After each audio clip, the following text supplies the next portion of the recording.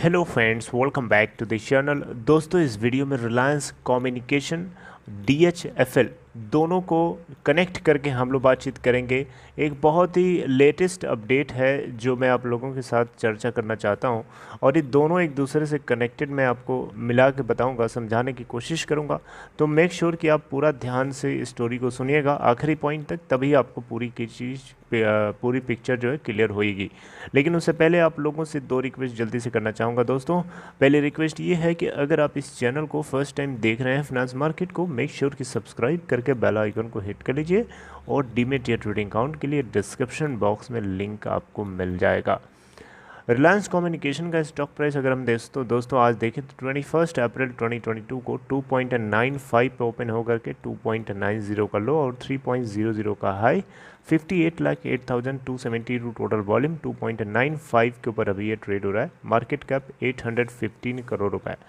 इसका 52 वीक लो है 1.50 का और हाई है 5.05 का। और जैसा कि पता है, DHFL को स्टॉक एक्सचेंज से डिलिस्ट करा लिया था पिरामिड ग्रुप ने।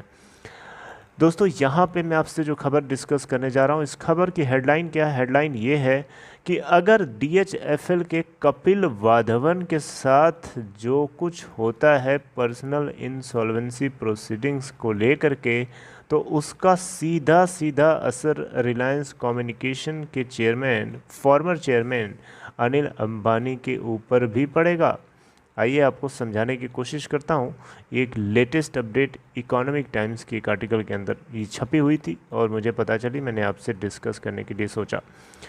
DHFL scam, Dheeraj Wadhawan may have to face personal insolvency action. दोस्तों, यहाँ पे Mumbai bench NCLT bankrupt court ने यहाँ पे एक इंटरिम रेजोल्यूशन प्रोफेशनल को डायरेक्ट किया है कि ये पर्सनल इंसॉल्वेंसी प्रोसीडिंग्स चलाए जाने के लिए एसेस करे कि क्या former promoter of DHFL Kapil Wadhawan या फिर धीरज वाधवन के खिलाफ जो है पर्सनल इंसॉल्वेंसी प्रोसीडिंग्स चलाई जानी चाहिए कि नहीं चलानी जानी चाहिए, for the dues of recovering 3,958 crore in dues to Union Bank of India. यहाँ पे एक्सपर्ट्स की तरफ से बताया गया है दोस्तों कि धीरज वाधवन के इंसॉल्वेंसी प्रोसीडिंग्स अगर चलाई जाती हैं तो इट इज़ मोस्ट लाइकली कि ऐसे बहुत सारे high profile personal bankruptcy cases हैं जिन सभी के ऊपर भी इसका डायरेक्ट असर दिखाई देगा। यानी अगर ऐसा होता है तो अनिल अंबानी हो चाहे कोई और हो, जितने भी पर्सनल गारंटर्स हैं, इन सभी के लिए सिचुएशन अच्छी नहीं होने वाली है आगे चल के। इनके खिलाफ भी इस तरीके के एक्शंस लिए जा सकते हैं। हालांकि आपको बता दूं पहले ही कि अनिल अंबानी के खिलाफ जो है इंसॉल्वेंसी प्रोसीडिंग्स जो है चलाई गई हैं, ऐसा नहीं है, लेकिन इन्होंने बार बार उसको चैलेंज किया है दिल्ली हाई कोर्ट के अंदर, और पिछली बार भी दिल्ली हाई कोर्ट ने इनके insolvency proceedings, personal insolvency proceedings के खिलाफ रोक लगा दिया था। ये बात आपको पहले हमने ज़रूर बताई होगी, और नहीं भी बताई होगी तो आपको मैं अभी बता रहा हूँ। वैसे बताई ज़रूर होगी, याद नहीं होगा क्योंकि बहुत पहले की बात है, साल भर से ऊपर ही हो गया होगा। दोस्तों, यहाँ पे ये चीज़ आपको नोटिस करनी चाहिए कि इस पर्सनल इंसॉल्वेंसी प्रोसीडिंग्स का आउटकम अनिल अंबानी को अफेक्ट करेगा, ये बात आप नोटिस करके रख लीजिए, राइट। तो इसे क्लोजली वॉच करना होगा क्योंकि हम इसे आसानी से नहीं जाने देंगे, बोलेंगे, ये हमें नोटिस करना होगा। यहाँ पे दोस्तों लेंडर्स की तरफ से जो क्लेम किया जा रहा है कि धीरज वाधवन के अगेंस्ट पर्सनल गारंटर के रूप में 50,000 करोड़ रुपए से भी ज़्यादा अमाउंट यहाँ पे क्रॉस हो सकता है, ऐसा लेंडर की तरफ से क्लेम किया जा रहा है। और यहाँ पे मुंबई बेंच NCLT ने देवेंद्र मेहता को यहाँ पे रिजोल्यूशन प्रोफेशनल के रूप में अपॉइंट कर दिया है, और मेहता अब यहाँ पे जो जो यूनियन बैंक ऑफ इंडिया की तरफ से क्लेम किया गया है उन सभी को वेरीफाई करेंगे और उसके बाद फाइंडिंग्स को सबमिट करेंगे NCLT मुंबई बेंच, जिसके बाद इंसॉल्वेंसी प्रोसीडिंग्स चलाए जाने की बात शुरू हो सकती है अगेंस्ट धीरज वाधवन। और डेफिनेटली वहाँ से हमें अनिल अंबानी की भी याद आएगी, और भी जितने इस तरीके के पर्सनल गारंटर्स हैं उन सभी को एक केसेस डराएंगे या इस तरीके की सिचुएशन देखने को मिलेगी। धीरज वाधवन को आपको पता होना चाहिए 26 अप्रैल 2020 को अरेस्ट कर लिया गया था यहाँ पे मनी लॉन्ड्रिंग चार्जेस के अंतर्गत, और 15 महीने प्राइवेट हॉस्पिटल के अंदर, कोकिलाबेन हॉस्पिटल के अंदर बिताने के बाद CBI central bureau of investigation court ने ऑर्डर दिया था कि वाधवन को शिफ्ट कर दिया जाए कोकिलाबेन हॉस्पिटल से निकाल करके तालोजा प्रिजन के अंदर। लेकिन पिछले हफ्ते बॉम्बे हाई कोर्ट की तरफ से एक ऑर्डर जारी किया गया जो सीबीआई कोर्ट के इस तरीके के ऑर्डर को क्वैश करते हुए डायरेक्ट किया कि तलूजा जेल वापस धीरज वाधवन को कोकिलाबेन अंबानी हॉस्पिटल में एडमिट कराए, क्योंकि उनको नसाल सर्जरी करानी है। अब देखिए, नसाल सर्जरी के लिए कोई 15 महीने जेल में हॉस्पिटल में बिताता है क्या? ये भी अपने आप में एक बहुत ही बड़ा डाउटफुल क्वेश्चन है कि नसाल सर्जरी के लिए 15 महीने हॉस्पिटल में, क्या है, कैसी सर्जरी है?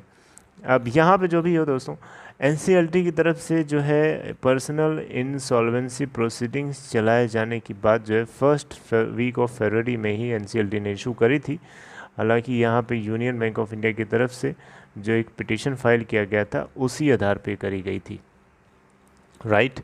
तो अगर एक बार एनसीएलटी एक्सेप्ट कर लेता है मेहता के इस रिकमेंडेशन को कि धीरज वाधवन के खिलाफ पर्सनल इंसॉल्वेंसी प्रोसीडिंग्स चलाई जानी चाहिए, तो इसको फॉलो करते हुए वाधवन को एक सबमिट करना होगा, एक प्लान सबमिट करना होगा कि कैसे पे करेंगे उस क्लेम्ड अमाउंट को। अगर नहीं कर पाते हैं तो इनके खिलाफ जो है पर्सनल इस अमाउंट को रिकवर करने के लिए बैंक्रप्सी कोड जो है अप्लाई होगा और इनसे इनकी प्रॉपर्टीज़ छीनी जा सकती हैं। यही होगा और क्या होगा, यही होता है।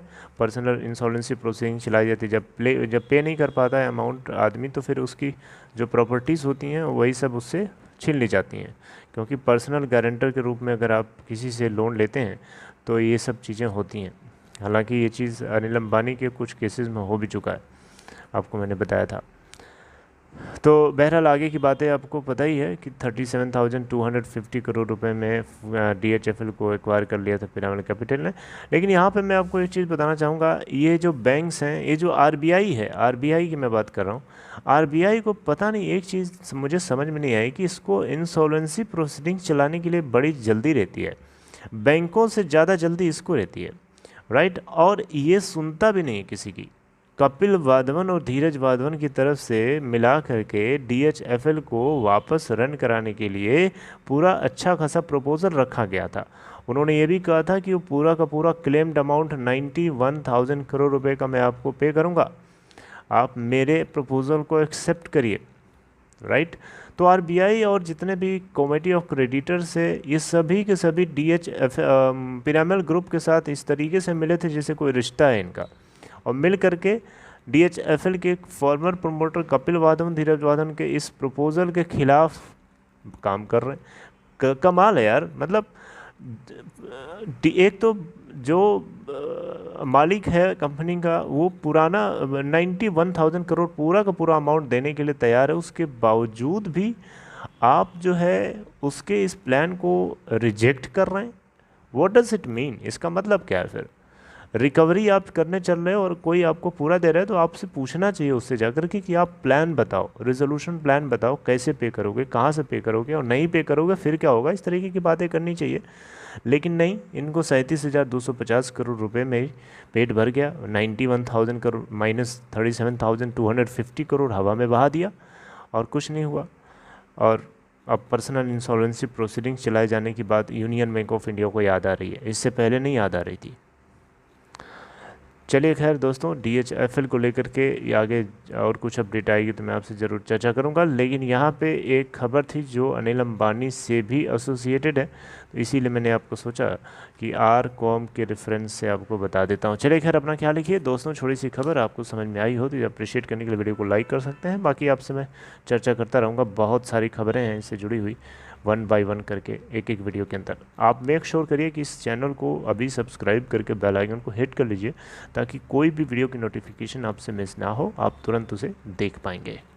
Okay friends, take care.